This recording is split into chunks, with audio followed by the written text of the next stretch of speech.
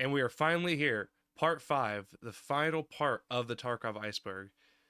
It's kind of bittersweet because I've actually been working on these videos, all of them, over the past like month and a half. So it's kind of weird that now they're over and I'm about to be done editing them and stuff. But I'm excited to actually have these videos out and see how you guys liked them. This is a brand new channel after all, so I'm not expecting many views or anything like that. But if you've watched everything up until now, I just gotta say thank you so much. I really appreciate this. Anyways, let's get right into the video. Cultist worship streamers via streamer items. Since the cultist warriors do wear the Pestley mask, it's not out of the realm of possibility that they do worship the streamers by wearing their loot. This could be the reason why streamers always find such amazing loot in the cultist marked rooms. The cultists just sacrifice the best stuff to them.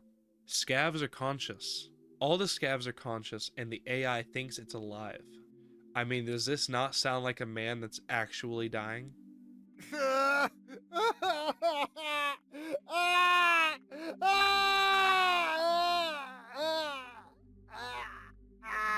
Death sounds are authentic.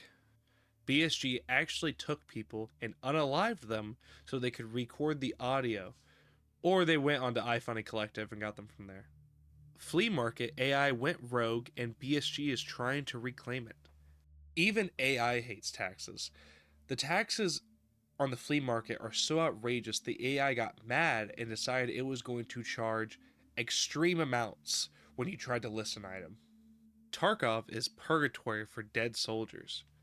The player character has been cursed to spawn, die, and repeat for all eternity. This would explain why even after death we come right back like nothing happened and have access to everything in our hideout still.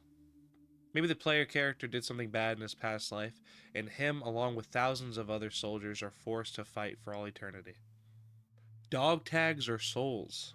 Dog tags are not only for seeing the information on a fallen enemy slash friend, but they are actually our souls.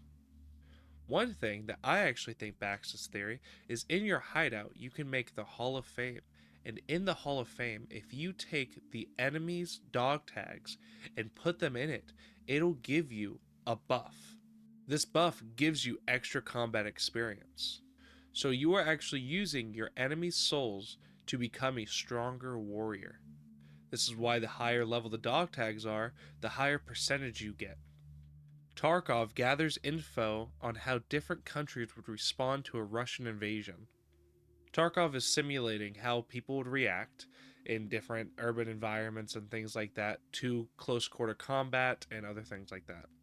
It also takes into consideration how people would find the quickest routes and how they would move around. Predetermined raids. So this kind of ties back into playing in past lobbies. The second you make a BSG account, every raid you will ever do has already been mapped out for you, and no matter what, it will always be the same. So no matter what, if you played, let's say, 5 raids in a row, they would all turn out the same. Now, if we went back in time and you did all those 5 raids, but you put a month between each raid, every single raid would have still turned out the exact same no matter what. Empty factory theory. So similar to the dead internet theory, everything in factory is made up by an AI. There is no real players in factory.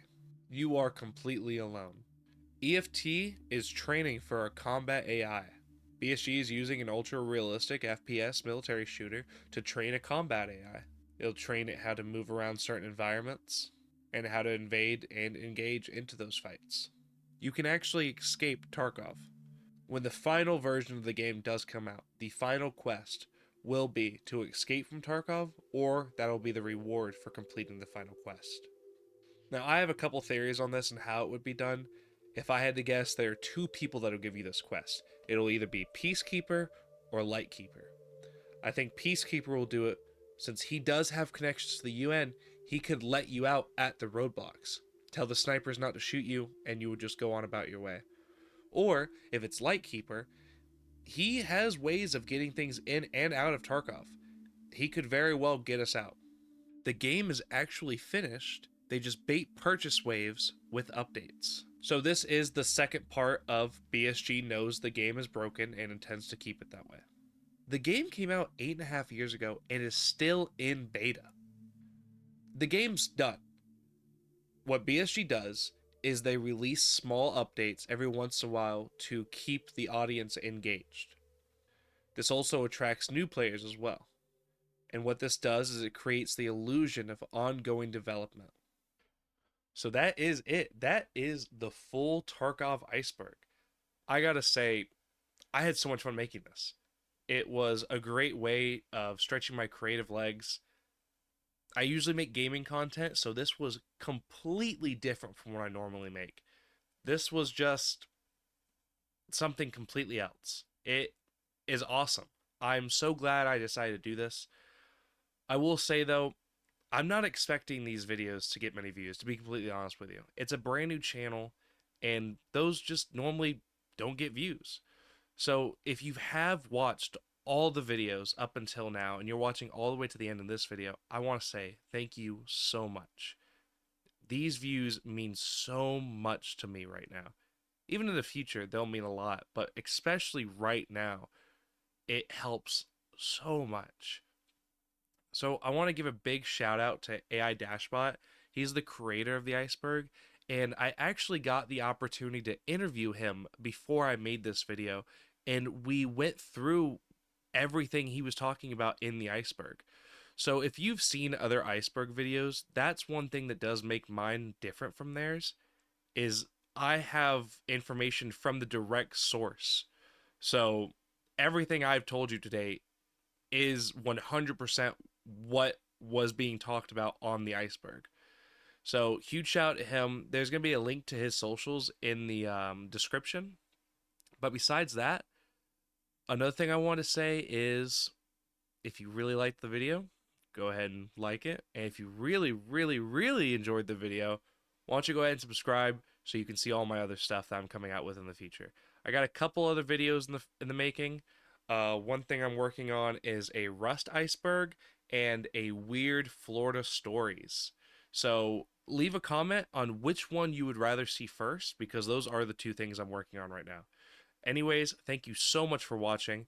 I hope you have an excellent rest of your day and God bless.